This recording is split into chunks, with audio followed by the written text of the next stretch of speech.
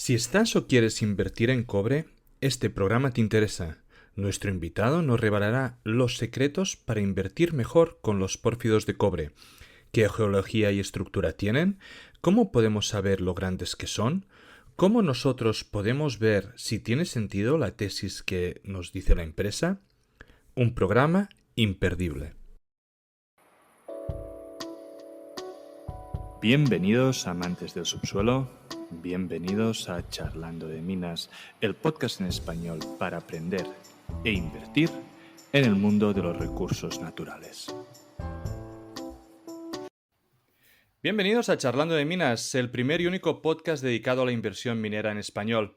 Hoy queremos hablar de cobre y para ello tenemos un invitado de excepción. Hoy tenemos el honor de charlar con Francisco Camus.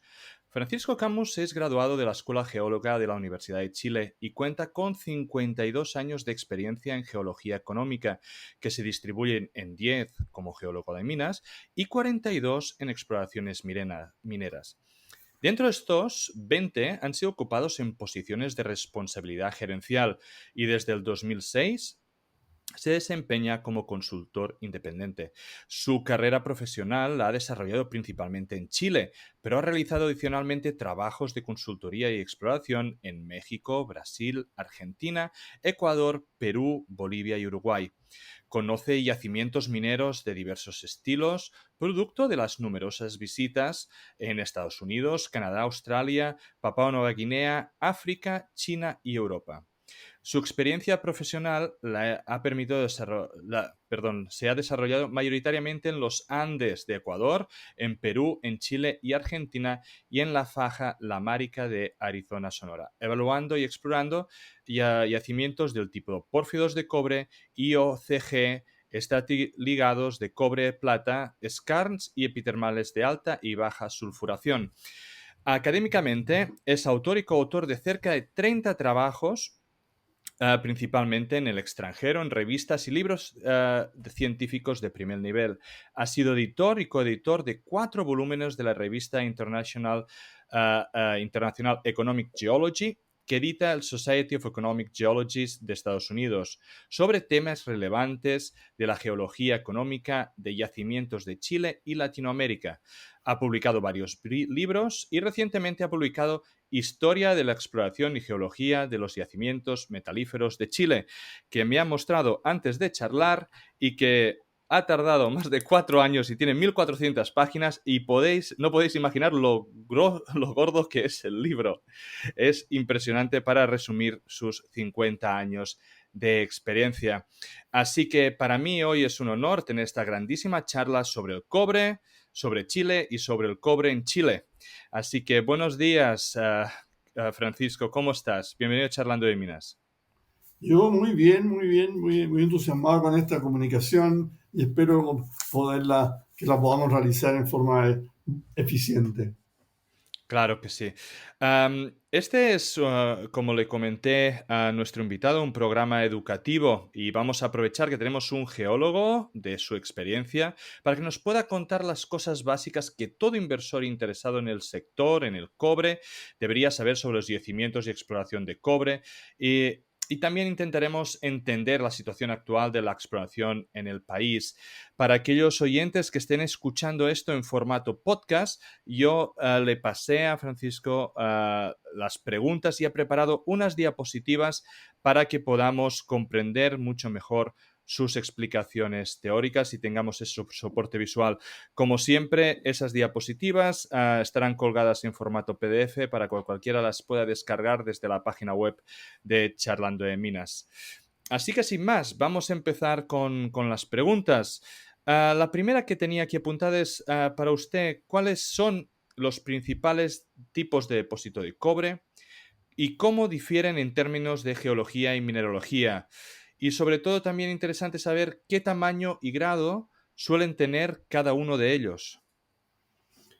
Bueno, en Chile tenemos prácticamente yacimientos de cobre, 4 tipos de yacimientos de cobre que existen, pero son los que llamamos los pórfidos de cobre, es que en la charla ahí aparece siempre la palabra PCD. que Ujú. eso significa Porphyry Copper Deposits, pero para simplificar la cosa y para no tener que hablar tan largo. Claro. Pero, pero el yacimiento principal que existe en Chile y es por lo demás el principal yacimiento, el estilo de mineralización de cobre que existe en el mundo, son los porfios de cobre. Y si, después de eso aparecen los yacimientos que llamamos IOCG, que en Chile se conocen 23 yacimientos que se han descubierto, y los yacimientos de cobre plata, que son depósitos que existen solamente en Chile. No hay hacia Perú o Argentina, no existen, solamente existen en la cordillera de la costa de Chile, junto con los IOCG. Y después hay una pequeña cantidad de yacimientos de skarn, que son yacimientos que se forman en los contactos con rocas calcáreas. Rocas intrusivas con rocas calcáreas, ahí se generan algunos yacimientos de eso. Pero son muy pocos en Chile y no muchos, algo de ellos explotado. Pero los principales son los porfios de cobre. En Chile hay 79 porfios de cobre.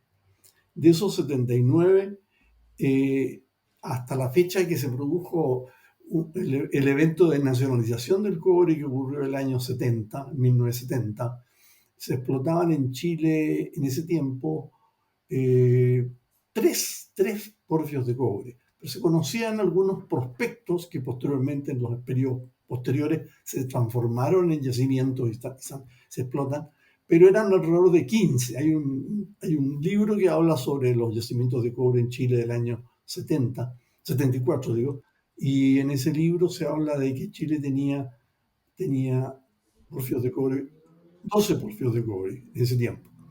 Hoy día tenemos 79. De esos 12, la mayoría de ellos están en producción hoy día. Eran prospectos, pero eran minas. Ahora, como producto de la exploración en Chile, se sabía que existían este tipo de yacimientos y empresas extranjeras vinieron a Chile a explorarlos.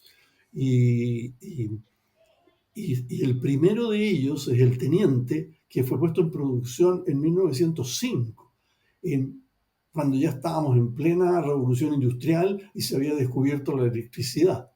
Y por lo tanto se Ujú. necesitaba cobre para poder hacer las líneas eléctricas. Era la época de Edison, ¿no es cierto? En esa Ujú. época, y cuando este gallo electrificó una parte, unas cuadras en la ciudad de Nueva York, ¿verdad? Esa Sí, historia es sí. más o menos conocida. Y por supuesto que eso generó una necesidad de cobre impresionante, y todos empezaron a buscar dónde había yacimientos de cobre. Por supuesto que se sabía de que en Chile había, porque ya al inicio de la revolución industrial, Chile fue un proveedor de cobre para Europa, cuando empezó en Inglaterra y los otros países en Europa. Y Chile hubo un tiempo en que, por periodos muy cortos, eso sí, fue prácticamente el principal productor de cobre que había en el mundo. Pero cuando hablamos de producción de cobre, hablamos de una época en que se producían en el mundo 400.000 toneladas. Hoy día Claro. sabemos que son como 18, 19 millones de toneladas. Pero en ese tiempo, y Chile proveía eso. Ahora, eso venía no de porfios de cobre, porque no se conocían, sino que de vetas, de manto, cuerpos muy chicos, y en que se explotaba la parte superior de los yacimientos, la parte que estaba expuesta a la superficie, y que era fácil de explotar y fácil de extraer, porque no era blanda, estaba muy oxidado la minería. Entonces, eso ocurrió en esa época. Entonces, pero con la exploración que se inició, el boom de exploración que se inició a partir del año 75, se pusieron en evidencia aquellos prospectos que venían de antes, entre ellos los 12 que yo mencioné antes, y, y empezó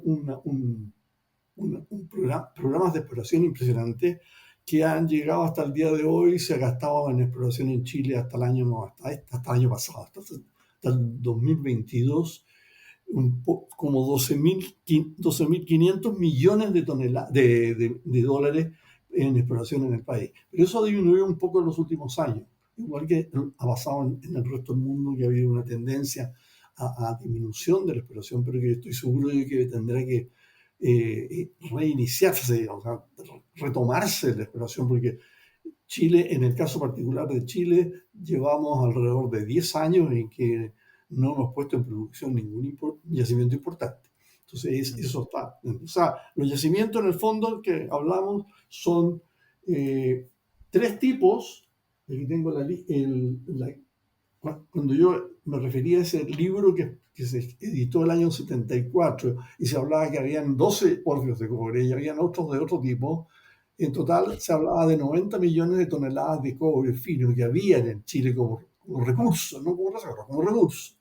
Hoy ujú. día, hoy día la cifra llega a, digamos, incluyendo lo explotado y lo reconocido, tenemos 900 millones de toneladas de cobre fino, contenido por recurso, lo que es una barbaridad. O sea, que si hay Claro, Chile en realidad, desde el punto de vista del cobre, es como la Arabia Saudita con el con el petróleo, petróleo. ¿no? Es una cosa aquí.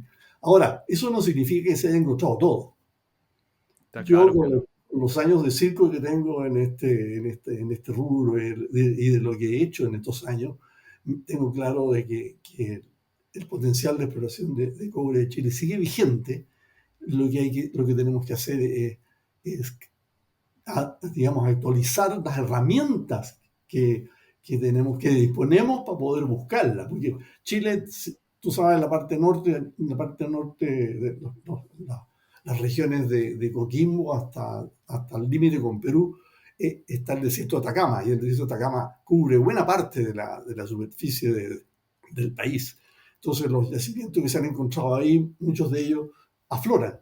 Entonces, los geólogos han Claro. sido capaces de reconocer esos afloramientos como yacimientos y ponerlos en producción posteriormente los mineros. Entonces, pero hay zonas cubiertas, muchas zonas cubiertas, una cantidad importante, en lo que sería la depresión central de Chile y la cordillera, que potencialmente pueden contener otros yacimientos adicionales. Para lo cual hay que usar herramientas modernas y buena parte de esas nuevas herramientas están en el libro que te acabo de mostrar. Nosotros ahí hemos desarrollado modelos de exploración y nuevos que nosotros los hemos aplicado con éxito, con resultados, y que en este libro, que incluye 82 yacimientos, no solamente de cobre, sino que de varios, en que hemos aplicado este modelo poniéndonos en el escenario de que no se hubieran descubierto. Un proyecto de oro, por ejemplo, que está descubierto, que fue explotado o se explota en la actualidad, le aplicamos este modelo para ver si lo habríamos podido descubrir Ujú. usando esta herramienta. Y el resultado ha sido positivo. Por eso es que para probar eso es que en el libro con Juan Carlos, mi colega, incluimos 82 descripciones de yacimientos chilenos en las cuales que están en producción en la actualidad y aplicamos este modelo probando que habrían sido exitosos los programas de exploración aplicados. Eso, Perfecto. Vamos a hablar un poco más de Chile y de diferentes opciones de exploración más tarde en la entrevista. Vamos a intentar volver al hilo que hablábamos sobre depósitos de cobre, geología, mineralogía. Usted dijo de que el principal, evidentemente, son los PCDs, ¿no? Los pórfidos de cobre. Entonces, sobre los otros y los pórfidos, sobre las características, ¿no? ¿Qué tamaños y grados suelen tener? Y luego también le preguntaría sobre cada uno de este tipo de depósitos, ¿no? ¿Qué características geológicas son importantes, ¿no? En ellas? Pero primero vamos a tamaños y grados, por favor. ya. Bueno, los principales, los pórfidos de cobre son yacimientos tan grandes, los que hay en Chile, fuera de Chile también. Por eso que si quieres tú podemos mirar la figura uno, esa que se ve el cordón Sí. circunpacífico, porque ahí se ilustra la ubicación de los yacimientos de los pórfidos de cobre que yo llamo los gigantes. Yo los llamo gigantes. Hay otros autores que le tienen otro nombre, pero yo les llamo gigantes a todos aquellos que tienen más de 10 millones de toneladas de cobre fino contenido. Entonces ahí se ve la lista y en distintos sectores del circunpacífico, pero donde está la mayor concentración es en Chile, el sur de Perú y el noroeste de Argentina hay uno o dos, pero en Chile básicamente son los más grandes. En Chile, con más de 10 millones de toneladas de cobre fino como reservas y recursos hay como una docena. Y de los más grandes que existen en el mundo están ahí, incluyen, por ejemplo, el más grande de todos, yo diría que es Andina Disputada, que yo le llamo Andina Disputada, es un pórfido de cobre que está explotado en la actualidad por dos empresas, Codelco por una parte Ujú. y Anglo American por otra parte. Miti está dividido. Es un yacimiento probablemente que tiene más de 200 millones de toneladas de cobre fino contenido. Es el yacimiento más grande que existe en el planeta.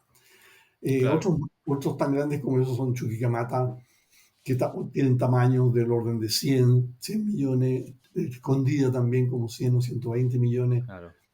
Son de ese tamaño. Ahora, los otros yacimientos, si bajamos un poquito de escala, vamos a estar con yacimientos como de 30, 40 millones, hasta llegar al límite este inferior que puse yo de 10 millones, que serían todos aquellos que yo llamo gigantes. Ahora, fuera de Chile, tenemos algunos, hay como 3 o 4 en Estados Unidos, en el suroeste de Estados Unidos, y ahí está el más grande que tienen en Estados Unidos, que es el Bingham Canyon, que está en el estado de Utah, que ese es un Ujú. yacimiento que tiene como 50 o 60 millones de toneladas. Otro gigante está en Mongolia, que es Oyu Tolgoi, que es un yacimiento que es comparable en tamaño con algunos de los chilenos. En este momento no tengo la cifra exacta, pero es algo cercano, tiene que ser a los 100 millones de toneladas. Y ese yacimiento tienen columnas mineralizadas, estos gigantes columnas mineralizadas de 1 kilómetro a 2 kilómetros verticales. Los chilenos son los más profundos, los más grandes en términos de columna mineralizada.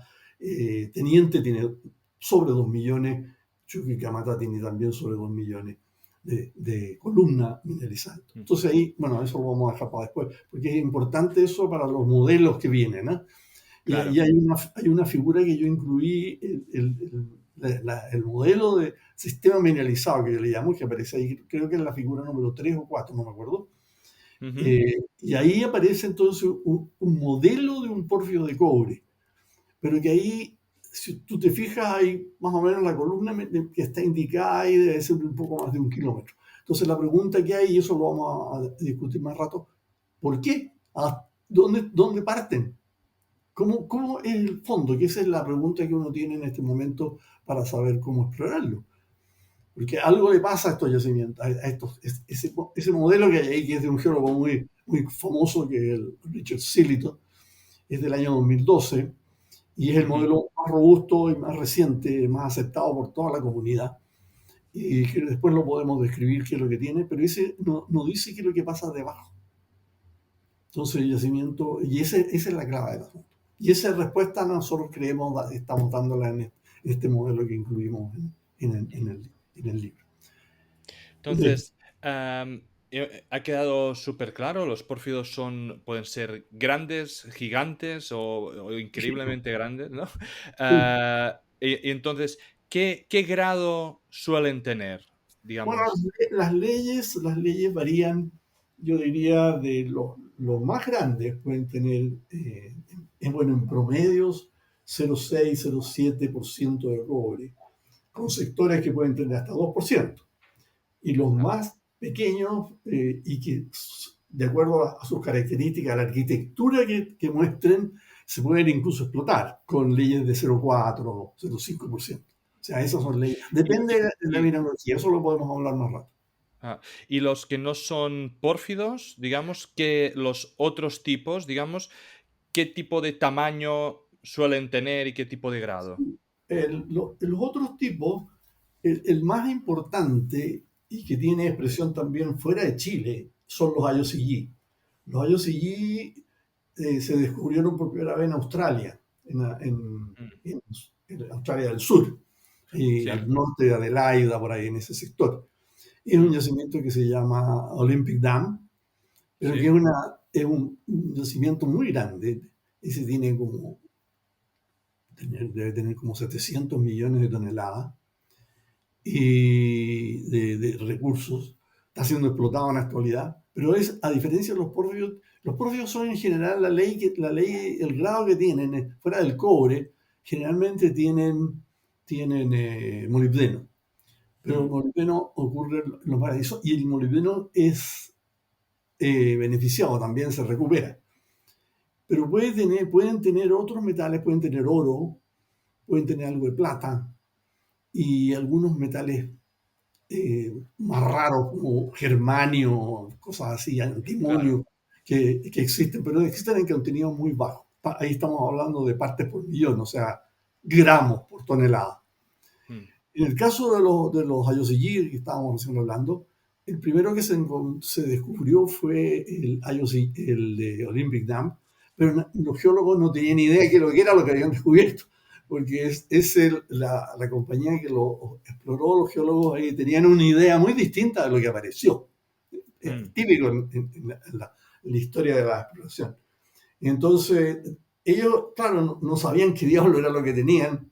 Invitaron a muchos geólogos que visitaban la cuestión y tenían un libro grande, gordo así, en que la obligación de todos los geólogos que visitaban Olympic Dam era escribir qué creían que era eso, porque nadie Era. sabía qué. No calzaba con ningún modelo de yacimiento que existiera en ese momento. Y después vienen los que se encontraron en Brasil, en ¿cómo que se llama se me fue el nombre de la región donde está. eh, Pasa nada. Sí. bueno, bueno, no importa, pero ya me voy a acordar el nombre Sí. del área. Y ahí se encontraron una serie de yacimientos de este tipo. Tenían, que, entre paréntesis, el yacimiento de Olympic Dam es bastante antiguo, es un yacimiento que tiene 1700 o 1800 millones de años, o sea, estamos hablando del Proterozoico Bachá. Y estos yacimientos de Brasil también son un poco más jóvenes, pero igual de antiguos. Entonces, y esa es una característica que tienen estos yacimientos en el mundo donde ocurren. Ocurren en Australia, ocurren en Brasil, donde está. Ahí ahora me acordé de uno de Brasil que es Salobo. Mm, Y son también yacimientos muy interesantes, muy ricos. Cuando uno mira la mineralización que ahí ocurre, es muy densa. Tienen leyes muy grandes, mucho mejores que los porfios y mucho mejores que el de Olympic Dam. Y esos son básicamente cobre y algo de oro. Y se explotan Minas Gerais está, Minas Gerais. Ujú. Minas Gerais. Y nosotros como Codelco, en mi época como gerente de exploraciones, descubrimos un IOCG en Brasil, en Minas Gerais. Se llamaba Boa Esperanza. Pero no era muy grande, tenía como 100 millones de toneladas. Bueno, nosotros hablamos con eso en yacimiento. Eso es bastante, pero bueno, para los niveles con que uno trabaja, 100 millones es un yacimiento chico. Pero Codelco lo vendió a una compañía brasileña porque estaba fuera del nivel, digamos, del tamaño de los yacimientos que explotaban. Esos yacimientos son más, las leyes son mayores que las que tienen los porfios. O sea, estamos hablando de leyes que pueden ser sobre 2%, generalmente. Tamaño no es tan grande, no son tan grandes, los de Brasil no son tan grandes, pero de todas maneras son muy importantes. Y el Perfecto. tercer grupo de yacimientos de IOCG son los de Chile. O sea, hay Ujú. tres yacimientos del Paleozoico, hay yacimientos del Proterozoico y hay yacimientos del Cretácico que son los chilenos, que son más recientes. Y estos IOCG que tenemos en Chile, que son en total son 23, algunos de ellos ya existían en Chile, pero no habían sido identificados como tales. Ahora, estos no son tan grandes, estamos hablando, el más grande de todo es Candelaria, que está ahí en la región de Atacama, y que es un yacimiento que tiene 300, 400 millones de toneladas y leyes que andan entre 1,5 por ahí. Están en producción. Candelaria lleva más o menos unos 20 años en operación y son yacimientos que en cierto modo están asociados, en mi opinión, tienen una relación con los yacimientos de fierro. O sea, hay una conexión ahí entre ese tipo, por lo menos los chilenos. Y después hay una pila de otros más, como te digo, son 23 los que yo tengo identificados, Claro. pero esos no son tan grandes o sea, estamos hablando de yacimientos de 10, 15 millones, 20 millones de toneladas, pero con leyes también altas, con leyes de algunos de 2%, 1,5, 2%, y tienen oro, siempre tienen oro, porque por eso es el nombre IOCG, es Iron Oxide, Copper Gold, y tienen oro. O sea, se recupera el cobre y se recupera el oro. Era el oro. Y el fierro, en el caso de Candelaria, el fierro lo aprovecha a partir de los relaves que produce Candelaria, los explota la compañía minera del Pacífico, que es la empresa fierrera chilena. Ellos tienen un tratamiento que toman este relave y son capaces de subirle la ley y venderlo como pellet feed. Muy bien. Entonces, ahora podemos ir un poco, sobre todo, a estos depósitos de pórfidos, ¿no? ¿Qué características geológicas son importantes, ¿no? Para la formación y cómo influyen entonces tanto en la exploración como en la extracción de los minerales? Ya, yo te voy a explicar el modelo tradicional de los pórfidos de cobre y te Ujú. voy a llevar a lo que yo creo que es la realidad de hoy día. Los pórfidos de cobre siempre fueron reconocidos como son cuerpos mineralizados de tamaños que pueden ser de un par de kilómetros cuadrados. Te pongo el caso de Chucky, que es de 4 por 3, o sea, una tremenda cuestión. Y lo que aflora, que uno lo puede ver. Entonces, la mineralización que ahí ocurre, es generalmente mineralización sulfurada, que se asocia a un cuerpo intrusivo, que es un cuerpo que sería el que habría traído la mineralización y del cual se habría separado estos sulfuros de cobre para generar el cuerpo mineralizado. Esos cuerpos de sulfuros son básicamente los minerales que lo componen, son calcopirita, son sulfuros de cobre y fierro, calcopirita, bornita, son los sulfuros primarios, y acompañan eso un poco pirita, pero la pirita tiende a estar ubicada en el entorno del cuerpo, de este cuerpo mineralizado. Ahora, cuando estos yacimientos, este tipo de yacimientos, tanto en Chile como en todos los lugares donde ocurren, cuando son expuestos a la superficie, el solo hecho de que tengan pirita hace, y cuando están expuestos en unos ambientes con algo de lluvia y temperatura, se oxidan. Los sulfuros, y especialmente la pirita es oxidada y forma sulfato de fierro. Y ese sulfato de fierro empieza a profundizar, y sulfato de cobre, además. Entonces, el sulfato de fierro se fija en superficie, en la parte superior del sistema, y genera una serie de minerales colores amarillo, café, que nosotros llamamos limonitas, y que tienen Mm. distintos nombres, pero que el nombre general es limonita, pero que cuando uno ve eso, ya sabe que esos son productos de la oxidación de sulfuro. O sea, es un elemento muy importante para tomar una decisión si el prospecto que uno está analizando y el cuerpo mineralizado está aflorando, eso podría estar representando la presencia de un porfio debajo. Ahora, ¿qué sucede? Y eso se puede extender 100 metros, 200 metros en profundidad. Y deriva, el límite inferior de eso es el nivel freático, o sea, donde llegue el agua. Entonces, ahí suceden dos cosas.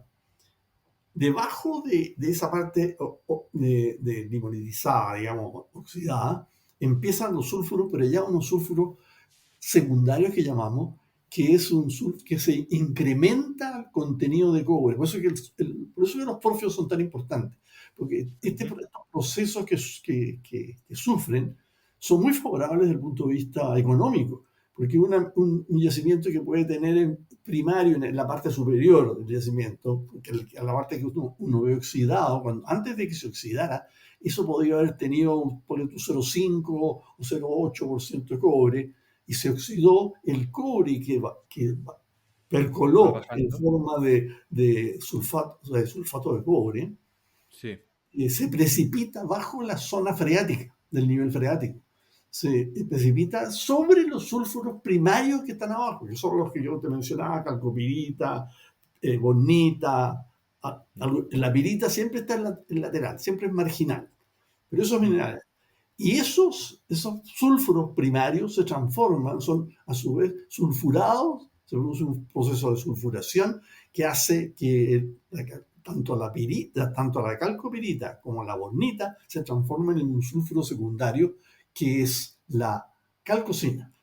Ahora, ¿qué características tiene la calcosina? Que tiene 80% de cobre. Es el Claro, contenido del mineral.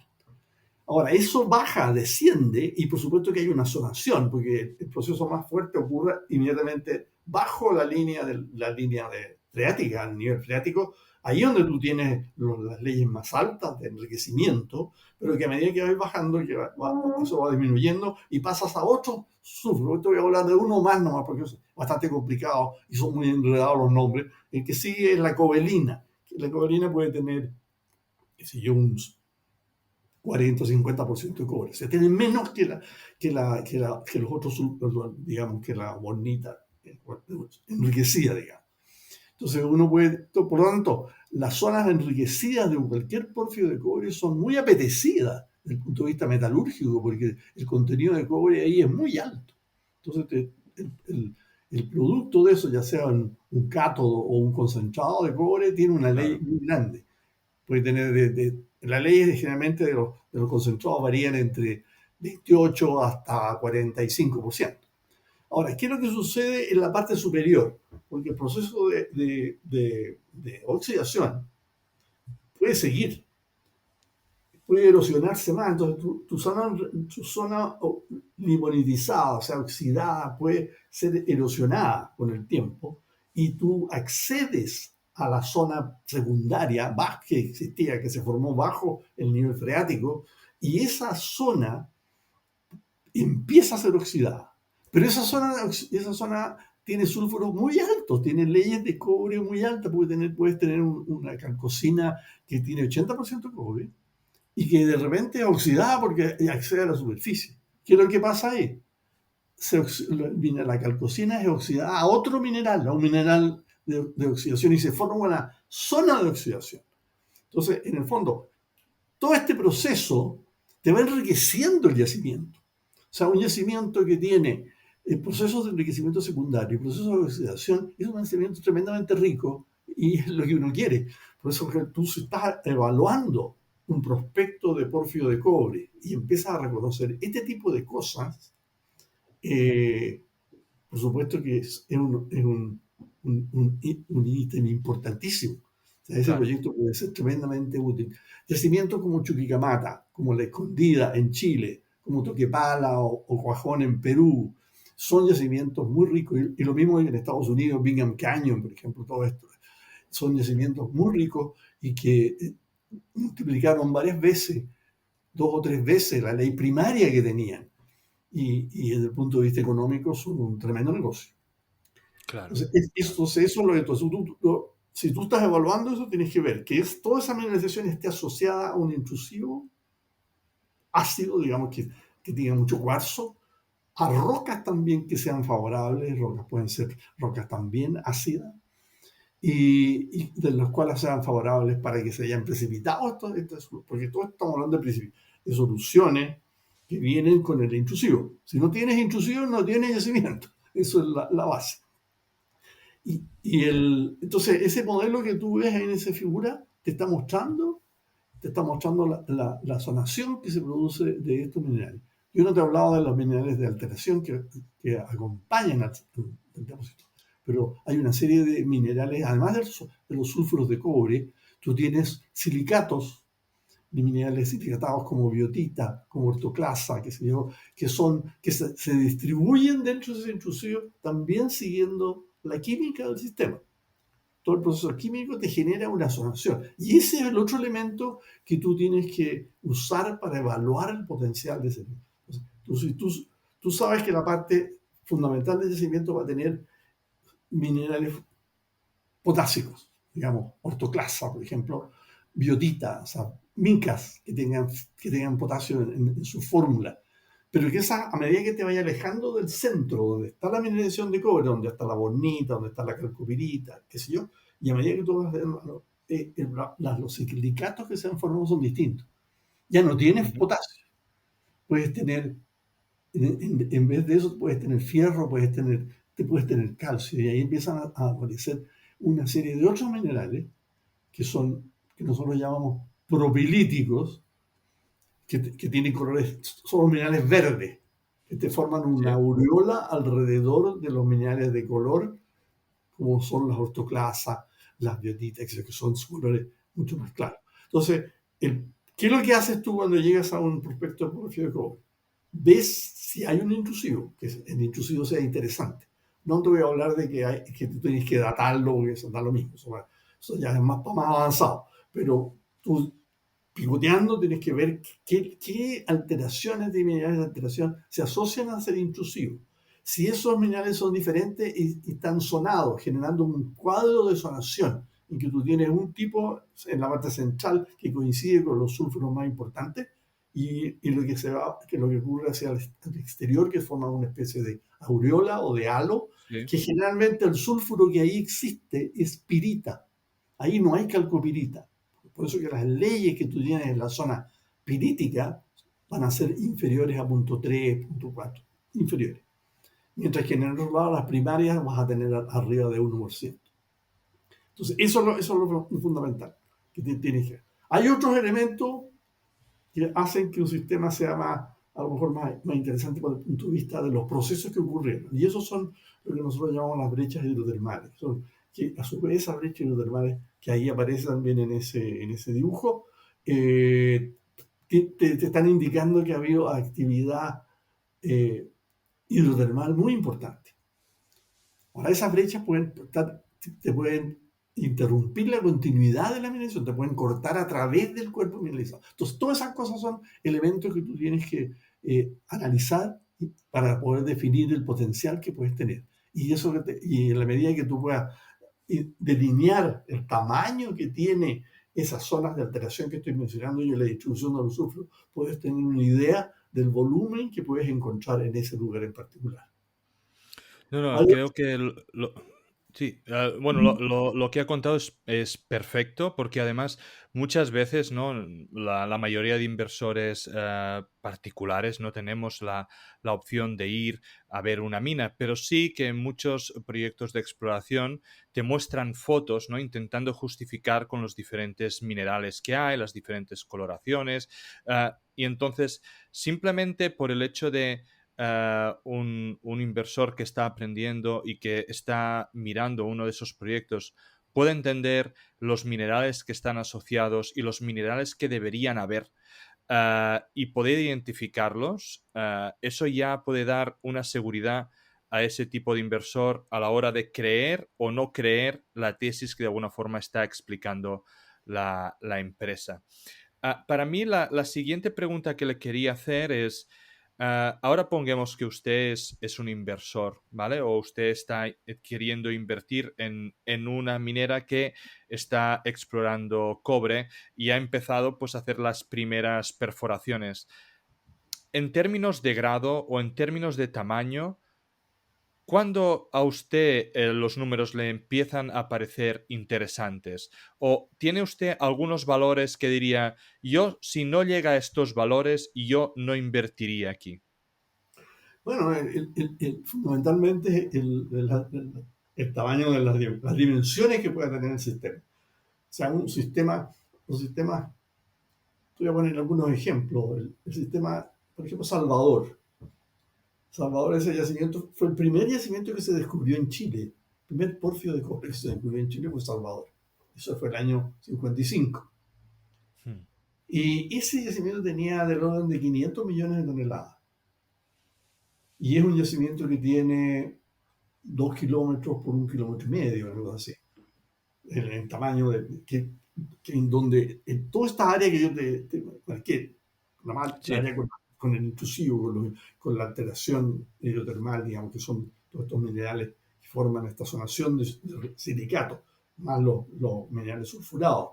Y la ubicación de esta aureola con pirita, que forma parte del límite exterior que nosotros llamamos la propilitización del yacimiento. Que ahí las leyes son viejísimas. Pero ya una vez que tú encontraste esa probabilización, tú sabes cuál es el límite externo del yacimiento. O sea, tú sabes que cualquier trabajo que quieras hacer posterior está limitado por esa aureola. Uno sabe perfectamente bien hasta dónde puede llegar. hmm, Pero yacimientos comunes y corrientes, que uno puede empezar a pensar que puede ser interesante, yo diría que con unos 200, 250 millones uno puede partir. Muy bien. Porque por el potencial, porque eso significa, eso es lo primero, es la primera indicación que tú tienes, pero tú no sabes hasta dónde va a poder llegar. Claro, claro. Cualquier Y cosa. con esos 200, 250, ¿qué tipo de grado le gusta ver? Y entiendo que cuando más grande mejor, evidentemente, pero, ¿a partir de cuánto le empieza a llamar la atención? Bueno, de 0,5% para arriba. Perfecto. Pero una de las cosas, además del grado, yo te diría que otro elemento muy importante para un inversor, a mí como inversor, es la mineralogía del sistema que encontré. ¿Cuánto de él está aflorando? Es muy distinto en la evaluación de un sistema porfírico que tú encuentres con los pinchazos o lo que tú veas en superficie, encuentres óxidos de cobre me refiero, Ujú. sulfuros de cobre o solamente sulfuros primarios. Porque eso te cambia la economía del sistema. Si tú tienes óxidos de cobre en superficie y que potencialmente los puedes extender 100, 150 metros en profundidad, implica inmediatamente que tú puedes iniciar una operación minera en esa área. Y si esa área tiene, qué sé yo, que tenga 150 millones de toneladas, nada más que eso, por ejemplo, es que tú puedes aplicar un modelo de beneficio orientado, es que puede ser un rajo abierto, porque del momento que tú viste, esos óxidos están aflorando en superficie, o sea que vas a poder hacer un rajo, probablemente haya una cobertura de material estéril nomás, pero que puede hacer un Claro, stripping sí. y eliminarlo. Entonces, entra a explotar una mena que es esencialmente oxidada usando un método de lixiviación. Sí, eso lo aprendí cuando hablé con su amigo Sergio Rivera de Marimaca y me Seguramente. contaba, ¿no? Las grandes ventajas que de alguna forma tenía los óxidos de cobre y que era una de las grandes ventajas que tenía Marimaca respecto a otros Mucho depósitos. tiempo, claro. Exactamente. Am, Porque los óxidos te permiten a ti instalar una planta de lixiviación y de claro. recuperación con una tecnología que es bastante común en Chile, digamos. Hay muchos yacimientos de ese tipo que se pueden recuperar a través de estos procesos de lixiviación, electroobtención, qué sé yo. Y entonces tú sabes que tienes esa parte superior, pero tú inmediatamente tú sabes que si tú profundizas, si tú pusiste sondaje suficiente para dimensionar el tamaño de ese cuerpo oxidado, tú puedes inferir fácilmente que debajo de ese cuerpo oxidado tiene que haber un cuerpo de sulfuro. Claro, Y ese cuerpo de sulfuro puede ser, una primera parte puede ser secundario o bien puede ser primario. Ahí te cambia la tecnología de beneficio que vas a usar. Calcocina todavía se puede usar lixiviación. Hay empresas que han estudiado el problema y pueden lixiviar el cobre que está digamos, como sulfuro secundario. Eso hay algunas empresas que lo están haciendo y lo han hecho. Pero si te metes solamente en sulfuro primario, ahí tienes que aplicar flotación. Flotar y producir un concentrado de cobre. Por supuesto que el lixiviado tiene la ventaja de beneficiar un mineral lixiviado, tiene la ventaja de que tú, el líquido, digamos, la solución oxidada de cobre que estás sacando, la puedes llevar a un proceso de electroobtención y sacar un cátodo inmediatamente. O sea, el proceso es claro. mucho más barato. Diferente del caso del sulfuro primario, que tú puedes producir un concentrado que puede tener 30, 40% de cobre contenido en concentrado, pero ahí no tienes cobre fino todavía, tienes que llevarlo a una fundición. O sea, esas son las opciones que tiene. Ahora, hay otro elemento también que es interesante verlo, que es muy corriente en Chile, no es corriente en otros países de la región andina, que son la presencia de yacimientos, es decir, óxidos exóticos, de origen exótico. ¿Qué es lo que es eso? Que también se puede usar como una herramienta que te permite inferir que puede haber también un pórfido de cobre de cierto tamaño en el vecindario. Yo te hablé de un nivel freático. Sí. El nivel freático te marca el límite del agua subterránea, ¿no es cierto? Y ese está recorriendo. Tenéis un cerro donde se produce, está metido este intrusivo y para los lados tenéis cambios digamos, de ángulo del cerro. Bueno, el nivel freático, a medida que tú vas llegando al borde del cerro, te cambia de dirección. Pero ese borde todavía tiene soluciones con cobre. No se desaparece por el solo hecho que tú llegaste al término del cerro. Todavía están ahí. Esas soluciones circulan. Y circulan hasta un punto donde tú le cambias el pH a esa solución y eso te permite precipitar de nuevo el cobre que está acumulado en esa solución, que está como una solución de sulfato de cobre. Ujú. Y ahí tú generas otros minerales. Ahora, esa solución te va cambiando. Tú puedes tener un pH muy ácido en la cercanía del cuerpo mineralizado, de donde aflora las soluciones en el borde del cerro y que se van cambiando su pH a medida que te vas alejando de la solución. Entonces, eso te cambia los efectos de alteración en las rocas que van siendo afectadas por la solución. Entonces, tú tienes minerales más ácidos cerca del límite de donde nace el cuerpo, hasta cuestiones mucho de pH mucho más alto a medida que te vayas alejando. Y ahí se acaba esos yacimientos, ese tipo de mineralización lo llamamos exótica. Muchos de los grandes yacimientos, Chuqui, Salvador, tienen el mismo Escondida, tienen en su entorno un yacimiento exótico. De manera que si tú encuentras ese tipo de mineralización, tú puedes inferir de que estás muy cerca de un porfirio de cobre. Ahora, eso no significa que lo vas a encontrar. Claro, claro. De hecho, hay un yacimiento en Chile, hay un exótico muy, muy grande que se llama Zacasca, que está en el norte, en Tarapacá. Yo lo estudié, esa cuestión, estuve metido ahí también porque andaba buscando el porfio. Yo suponía que tenía que haber un porfio, si no, ¿de dónde salió ese cobre? Imposible que no exista. Tiene que haber Claro. una fuente. Es que te digo cómo la hemos buscado muchos geólogos y no la hemos encontrado. Entonces, lo que se ha explotado ahí ha sido el exótico, fundamentalmente. Y ahí creo que habían 20 o 30 millones de toneladas. O sea que no era ninguna cosa para botarla. Pero, en fin, te lo planteo porque es otro elemento dentro de toda la parte conceptual. Cuando uno evalúa económicamente un prospecto que potencialmente contiene un porfirio de cobre, bueno, esa es otra cosa que uno tiene que considerar.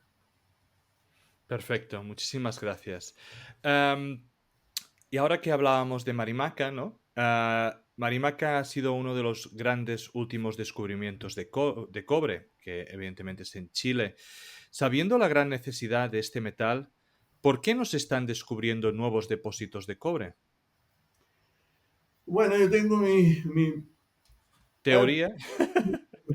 hay una figura para anticipar lo que te quiero decir. Hay otra figura que incluye ahí que parece lo que se dicen franjas metalogénicas de Chile. Sí. Bueno, ahí está la cordillera de la costa, que es donde están todos los estilos de mineralización que existen en Chile. O sea, yacimientos Ujú. de porfio de cobre, de IUCG, yacimientos de cobre-plata, que podemos hablar algo de los de cobre-plata que son también muy interesantes, de yacimientos de fierro y yacimientos de oro. Hay 3 generaciones de yacimientos de oro y yacimientos de plata. Los grandes yacimientos de plata del siglo XIX de Chile están ahí. El más grande de todos, que se explotó, que fue el yacimiento que más tiempo se explotó en Chile, que es Chañarcillo, fue un yacimiento riquísimo, riquísimo. Que yo una vez me tiré un carril ahí de ver cuánto era, porque esa cuestión se paralizó por ahí por 1899, por ahí, o sea, casi a fines del siglo XIX. Eh, desgraciadamente, de esos yacimientos son 11 existen en Chile, pero solamente uno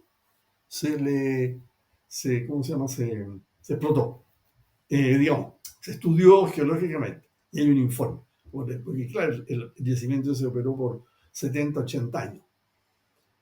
tenía leyes, yo creo que la ley media de chilencido debe haber sido unos 500 gramos por tonelada. Ahora, ¿a qué iba con esto yo? Se me olvidó. El, Estábamos hablando de por qué no se han descubierto Mara- nuevos depósitos. Marimaca. Marimaca pertenece al grupo de los cobre plata. No sé Ajá. si esa opinión también la tiene Sergio. Porque yo yo no he estado en Marimaca, ¿no? Como es muy Ajá. reciente, ya yo como que yo me había retirado ya de la actividad de terreno, digamos. La actividad geológica no la he retirado, pero el terreno, no es ya tanto terreno porque una vez que sé, unos 2 o 3 años atrás, estaba evaluando en una mina de oro, me metí en una Ujú. caldería y sentí un mareo de ello, que dije yo, esta es una indicación. Alguien me está diciendo, no hagas más geología de terreno. Lo que es muy lamentable para mí, porque a mí me encanta estar haciendo estas cosas. Pero bueno, ahora, ¿por qué?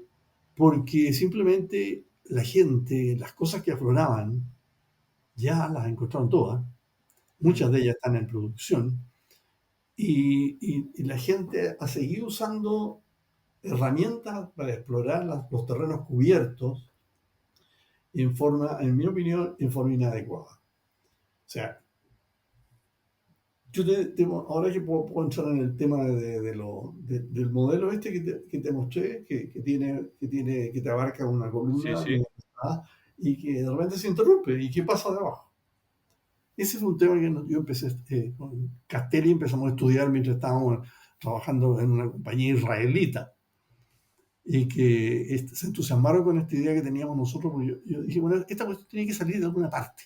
No puede, los yacimientos en general, todos los yacimientos, cualquier tipo que sea, tiene que nacer de alguna parte. Y ahí está ese modelo de que dice sistema mineralizado. Inventamos ese término, sistema mineralizado, y que abarca, tiene tres etapas y que abarca todo el espectro de un sistema, digamos, de un estilo de mineralización, cualquiera sean los minerales. Ese sistema que se describe con detalle en el libro Nosotros, no se aplica, salvo nosotros, que nosotros lo hemos aplicado, básicamente. Pero hay en elementos básicos que son importantes en esto. Uno es que tú tienes que, para poder, o sea, yo parto de la base de que para formar un yacimiento tú tienes que tener una fuente. Y esa Ujú. fuente viene de la corteza de las cámaras magmáticas, que son donde se acumulan las soluciones, digamos, toda la tabla periódica de los elementos llega a esa cámara magmática, que está ubicada a Ujú. 15 kilómetros o a veces 20 kilómetros de la superficie. O sea, nadie de nosotros, ningún geólogo, ha visto una cámara magmática, pero muchos geólogos que trabajan en la parte petrológica sí han estudiado las cámaras magmáticas en base a la expresión superficial de las rocas que afloran, digamos, han dicho estas rocas. Ujú. Bueno, las cámaras magmáticas tienen la característica que tienen toda la tabla periódica de los elementos contenidos. Tienen todos los minerales que había por haber, que existen, están contenidos en esa. Y de manera que hay una acumulación de metales ahí, que mientras tú no lo drenes, se va enriqueciendo, se va enriqueciendo, se va enriqueciendo. De manera que lo que uno tiene que esperar en algún minuto, para que se forme un yacimiento, tiene que haber una estructura que intercepte la cámara magnética, que está a 10, 15 kilómetros, por ejemplo, y ese fluido fluya hacia la superficie, primero con minerales silicados para formar un cuerpo intrusivo. Por eso que ahí en ese mono aparece un cuerpo intrusivo, que es la etapa intermedia que tú tienes para llegar. Ese cuerpo intrusivo lleva consigo una cantidad enorme de metales, lleva la tabla periódica completa. Sí. Y además, ya eso implica carbonatos, silicatos, etcétera, de todo. Ahora, esa cuestión tiene que llegar a algún lugar, tiene que depositarse en algún lugar. Y ahí está el otro mono, perfil que se ve vertical ahí, que aparece una cámara magmática abajo, una estructura y un lugar no me acuerdo cuál es, el 4 o el 5. Y Ujú. tienes que llegar por eso que en ese dibujo te aparece que el proceso se produce en contracción, ¿verdad? Sí, Tan horizontal en contracción. Lo que significa que el sigma 1 es horizontal y el sigma 3 es vertical. Por lo tanto, tú tienes que encontrar en el camino, esa estructura tiene que encontrar en el camino una zona disruptiva que te permita que se pueda abrir, levantar, ¿me entiendes? Y por ahí empezar a claro, meterse el intrusivo. Ahora el intrusivo no se mete como una gran masa entera, igual, sino que se mete por capita. Ahora eso lo puedes ver tú, nosotros lo hemos visto en el terreno. Los geólogos no se han dado cuenta, pero lo hemos visto que son capitas de que tienen a veces 5 metros o menos. Está una encima de la otra. Ahora, nos falta el geólogo que haga el estudio de cada capita para ver qué edad tiene, qué composición tiene. Pero sí sabemos, porque podemos ver esos centros intrusivos en la realidad, que tienen composiciones que varían desde rocas muy básicas, cuando hablo de rocas básicas, son rocas que tienen magnesio, que tienen fierro en cantidades importantes y son generalmente bastante oscuras. Tú la ves en el terreno, la ves bastante oscura. Pero a medida que tú vas subiendo en el intrusivo, va cambiando la composición del centro intrusivo. Se va haciendo menos básicas, se está haciendo lo que llamamos nosotros intermedias, con composiciones. Las más básicas, los nombres de las rocas son dioritas, basaltos, y las rocas intermedias son rocas más bien granodioritas, hasta llegar a las rocas más ácidas, que serían las más superficiales. Te voy a mostrar un mono que también incluí para indicar ese tema. mm, Entonces, ¿qué es lo que sucede? La unidad más ácida es la que lleva los minerales que interesan, que uno está buscando, ya sea cobre, fierro, oro, plata, lo que sea. Entonces, eso llega hasta el final, a la parte superior de la disrupción esta que estoy hablando. Ahora, ese intrusivo tiene que meterse a través de una estructura. Y esas estructuras son de alto ángulo, que es lo que ahí llamamos a escama gruesa. Las escamas gruesas son fallas que se forman, que tienen ángulos de 60, 70 grados. Por ahí asciende en forma subvertical, ¿verdad? sí, Llega a esta zona disruptiva, que como está la subida es en condiciones contraccionales, pero cuando llega a la zona disruptiva, ahí tenemos un cambio en el sigma, en un sigma 3, por ahí entonces tienes espacio tú para que el fluido se vaya metiendo. Y se va formando este cuerpo intrusivo que es subhorizontal. Entonces, ese centro intrusivo subhorizontal contiene el oro, la plata, el plomo, el zinc, el cobre, qué sé yo. Entonces, tienes que ver dónde concentra eso. Entonces, ahí entra la otra etapa, es que cuando tú estás haciendo esta cuestión, estás generando estructuras secundarias, de segundo orden, ¿verdad?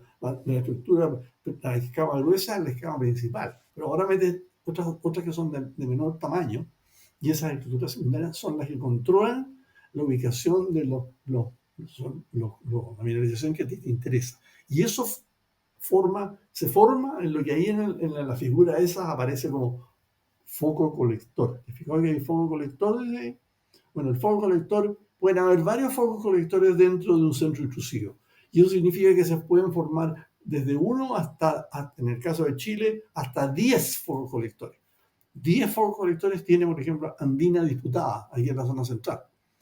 8 focos colectores tiene Chuquicamata, donde tú tienes Chuqui es uno, la RT es otro, MM es otro, el Cluster Toki, donde están Toki, Genoveva, Quetena, etc.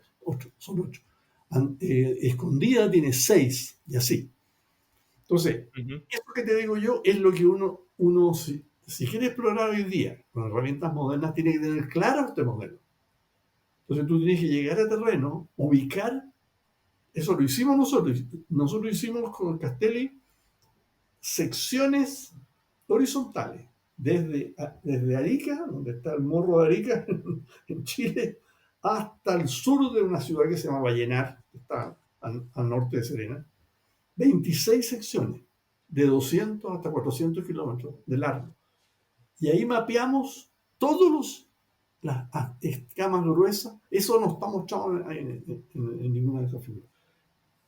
Toda la ubicación de los de las escamas gruesas, que serían las estructuras estas de 70, 60, 70 grados de alto ángulo, que serían los conductos por donde han surgido esto y se han formado los cuerpos. Ahora, esos cuerpos centros intrusivos tienen edades. Nos interesan a nosotros, y ahí vuelvo al mono de las franjas metalogénicas. Tú viste que ahí tenemos marcadas como 5 o 6 franjas metalogénicas. Cada una tiene su edad particular.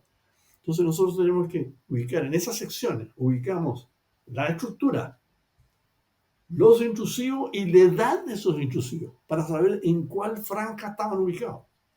Y Claro. si había mineralización ahí, bueno, la ubicamos. Si no había, potencialmente un área que vale la pena explorar. Entonces ahí hay una figura que aparece en 4 pórfidos de cobre, ¿no es cierto? Aparece Sí. Chucky, aparece Labra, aparece Teniente y aparece Andina. Si tú te fijas, el contorno de cada uno de esos que aparecen ahí en esa figura es un centro intrusivo. Entonces tú tienes centros intrusivos ahí que, por ejemplo, Chucky tiene como 35 por 20 kilómetros, así, y ahí están indicados ahí. Y están indicados con puntos rojos los fuegos colectores.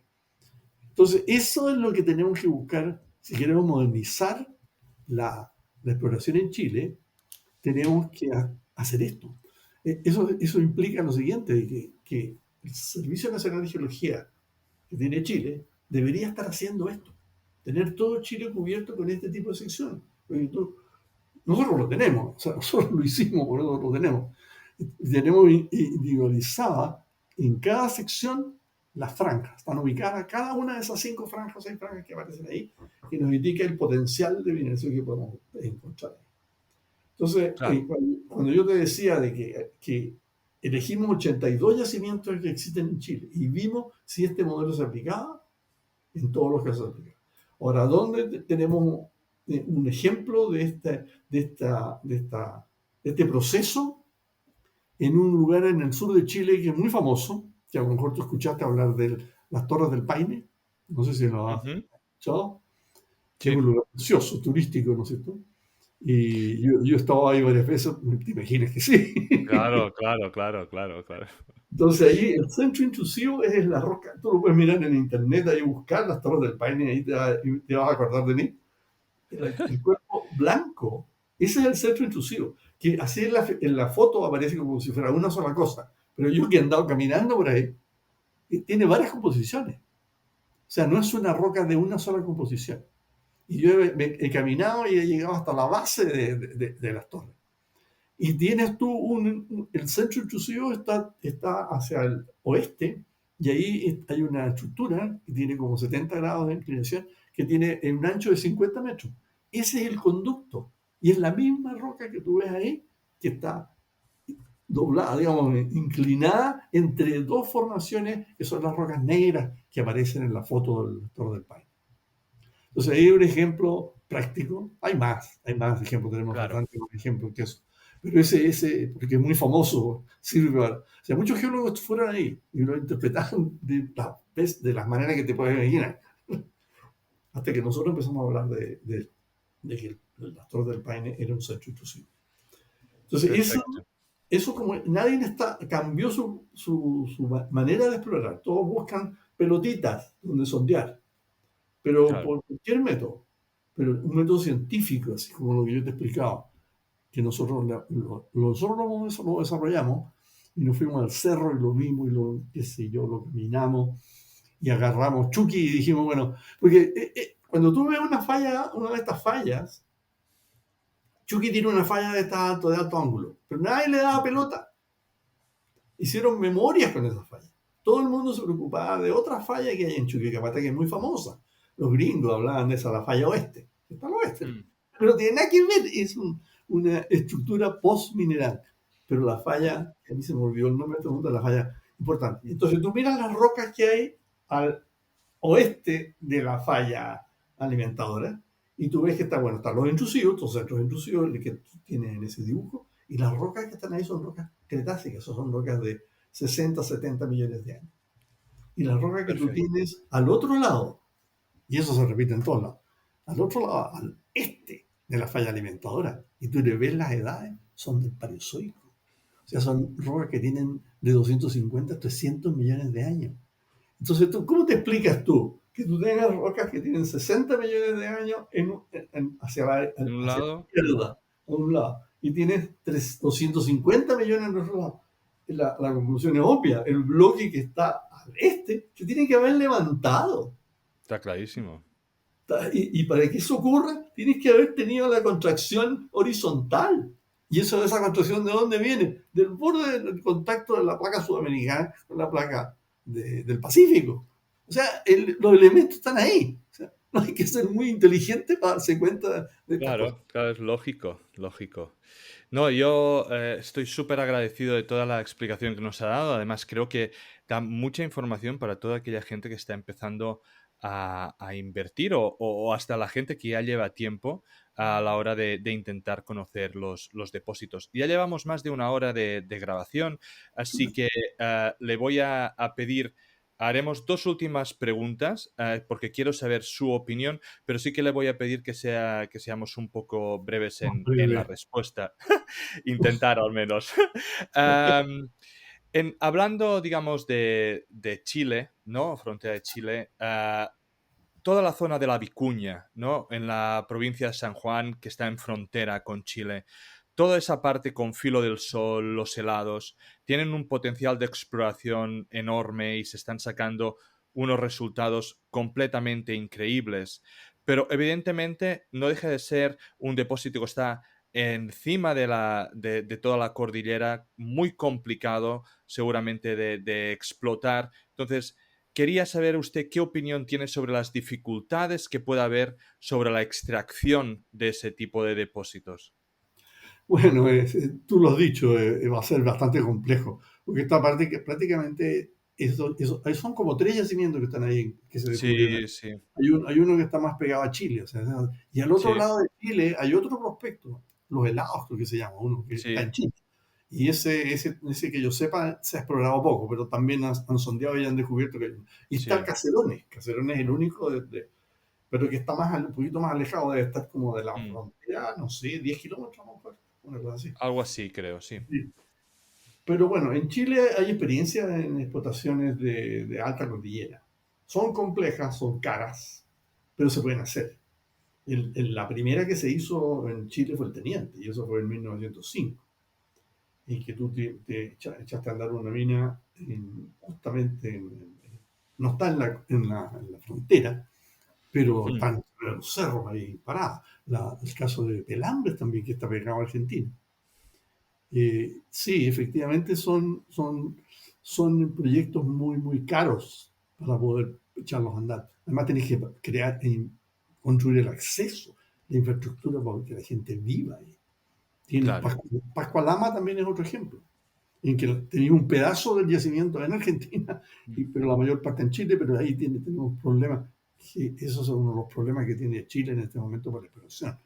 Que Y yo creo que, porque le han puesto todo tipo de problemas a los grupos ambientalistas y los grupos indigenistas, y de hecho Pascualama diría que es un tremendo yacimiento, uno de los yacimientos de oro más grandes del mundo, está parado, no se puede explotar. Es exactamente la otra pregunta, así que ya le haré la pregunta y así usted puede tener un poco más de tiempo para desarrollarlo, ¿no? Estamos viviendo una época de cambio en Chile, con un gobierno nuevo de izquierdas, están intentando una nueva constitución, ha habido muchas protestas últimamente, cierres de minas o paradas de minas importantes, muchos grupos ambientalistas que están parados ciertos proyectos. Entonces, para mí es, habiendo, ¿no?, toda la historia que usted ha descrito, toda la experiencia, ¿cómo ve actualmente la industria minera en Chile? ¿Cómo ve los próximos años? Y si cree que seguirá siendo referencia, ¿no?, en el sector de extracción de cobre mundial. Bueno, yo creo, no han habido paradas de mina, ¿eh? Las paradas de mina han ocurrido en el Perú. Vale. Ahí donde sí ha habido, pero en Chile no hemos tenido paradas de mina. Pero efectivamente hay grupos de izquierda bien radical en Chile que no quieren saber nada de minería. Entonces, por ello se paralizaría todo eso. Y nada, o sea, no tuviéramos nada de eso. Especialmente se apoyan en grupos indigenistas. Y eso es verdad, pero eso fue la filosofía de ese proyecto constitucional que se hizo y que se llevó a un plebiscito el 4 de septiembre del año pasado. Mm. Ese proyecto, que era un proyecto radical que nos tenía aterrorizados a todos, me incluyo, fracasó. Porque el resultado final fue 68% por el rechazo y Ujú. 32% por el apruebo. Por eso ya todos los grupos de izquierda tuvieron que olvidarse, aunque no se han querido olvidar, porque según ellos esto ocurrió porque los chilenos son tontos. Entonces no se dieron cuenta de la bondad de esta De las constitución. ventajas. Entonces, y así la andan diciendo por todo el mundo. Los gallos que promovieron esto todavía creen que lo pueden construir. Ellos querían construir, transformar Chile no en un país como Chile, se llama Chile, digamos, sino que en un país Mm. plurinacional que llaman, en que los grupos indigenistas participaban y prácticamente le cambiaban hasta el nombre a Chile, la bandera a Chile, el himno a Chile, todo era otro país. Pero eso fracasó, porque además era ridículo. Tú sabes que el mayor rechazo de esa constitución vino de los pueblos originarios. Eso fue lo más increíble de todo. O sea, las votaciones mayores de 70-75% en contra ocurrieron en las regiones donde la Araucanía, pues, donde están los grupos indigenistas más grandes. Además, los grupos indígenas en Chile, el más importante son los araucanos, que así se llamaban antes tipo los españoles, hoy día los llaman mapuche. Pero ese grupo debe ser como 1.200.000 mapuches existen en Chile.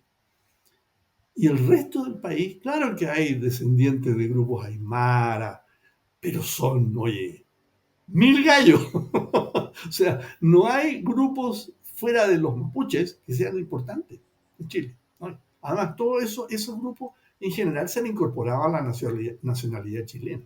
Si uno los ve, no, jamás diría que son indígenas. Son igual que el resto de los chilenos. Y muchos de ellos han ido a la universidad, estudian en colegios, qué sé yo, se han incorporado a la nación chilena. Pero estos jetones querían construir una nación, país nuevo. Eso Claro. fracasó. Y por lo tanto, y por supuesto la parte minera estaba incorporada con cambio total. Esto iban a echar a todas las compañías mineras, de chilenas o extranjeras, y a inventar no sé qué cosa. Porque yo escuché muchos de los comentarios de las personas que promovían esto y hablaban puras leceras. Entonces, y yo creo que, bueno, ahora se está haciendo, tú sabes, se está haciendo una nueva constitución, pero ahora es una constitución decente, porque había que reemplazarla y se rechazó. Entonces, pero ahora la gente que está manejando esa cuestión son medios decentes. Entonces, llámese de izquierda o derecha, pero decente.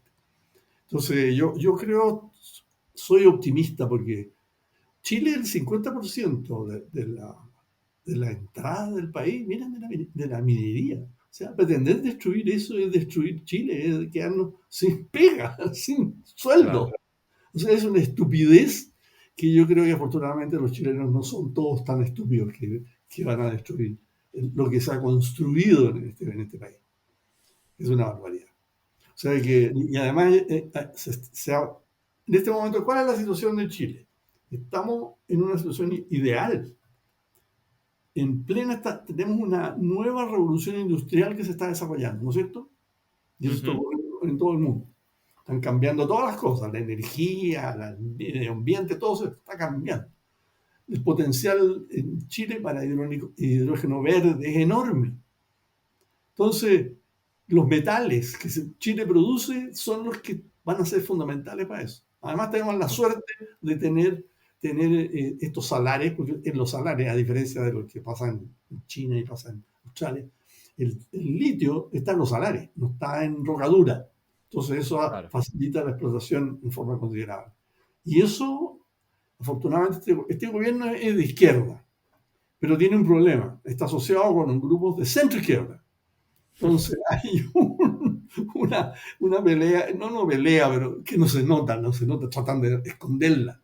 Pero no hay Claro. duda de que los grupos radicales de izquierda, que está ahí el Partido Comunista y un grupo del Frente Amplio que son amigos e íntimos de Podemos, del Mm. Podemos de ustedes, Ujú. esos gallos están tratando, esos son los promotores de estos cambios. Pero son tan ignorantes, es una pena decir esto, pero son tan empelotados, como decimos en Chile, que hacen una lecera detrás de otra. Las metidas de pata y errores que cometen son para llorar. Entonces, yo creo que al final vamos a tener esta constitución nueva. Recién fueron derrotados cuando quisieron hacer una nueva reforma tributaria. Les fue mal también. No lograron aprobarla en el Parlamento. Entonces, mira, yo estoy optimista. Yo creo que me confío. O sea, si estos tipos fueran muy inteligentes, uno podría estar preocupado. Pero afortunadamente no son muy inteligentes. No por el presidente. Perfecto, pues muchísimas gracias por su tiempo, Francisco. Espero que toda la audiencia haya disfrutado como yo del programa. Un programa donde hemos cubierto muchos aspectos importantes, tanto de entender la exploración y la geología de los depósitos de cobre, esencial, ¿no?, cuando estás invirtiendo en este metal, y entender el rol mismo del cobre en Chile y la situación actual. Así que muy agradecido por su tiempo. Y espero pues poder volver a charlar con usted en un tiempo y volver a charlar un poco de la situación del país y del metal. Ya. Si tú quieres, te puedo mandar ¿cómo se llama? ¿Dónde conseguir este libro si es que te interesa? Perfecto, sí, si me lo envía lo voy a poner en los comentarios, así cualquier persona que esté interesada en adquirir este libro lo puede hacer mediante el link de los comentarios. Claro. Tiene dos opciones. Hay una opción de compra en papel, que por Ajá. supuesto que es más cara, y una Hombre, opción solo por el transporte, con lo que debe pesar eso. y la versión digital. Probablemente la digital, esa es más barata y por supuesto que es más fácil porque mandarla por la red. Perfecto, pues espero que me lo pase por correo y lo pondré en los comentarios. Así que muchísimas gracias, Francisco. Igualmente, muchas gracias por conocerte. Descargo de responsabilidad. Cualquier contenido que aparece en Charlando de Minas no es una recomendación de inversión. Amadeu Bonet y cualquier invitado no son asesores de inversión. Nosotros podemos tener algún interés en las compañías mencionadas en esta publicación. Asume que podemos tener sesgos y que no somos imparciales. Este podcast no deja de ser un relato personal de mi camino para aprender en el mundo de la inversión de las materias primas. En este podcast vamos a intentar sacar contenido educativo, entrevistas con empresas y tesis de inversión para que juntos podamos aprender de este fascinante mundo del subsuelo. Si crees que el contenido vale la pena, por favor dale me gusta, suscríbete al canal y compártelo. Soy Amadeu Bonet, bienvenido a Charlando de Minas.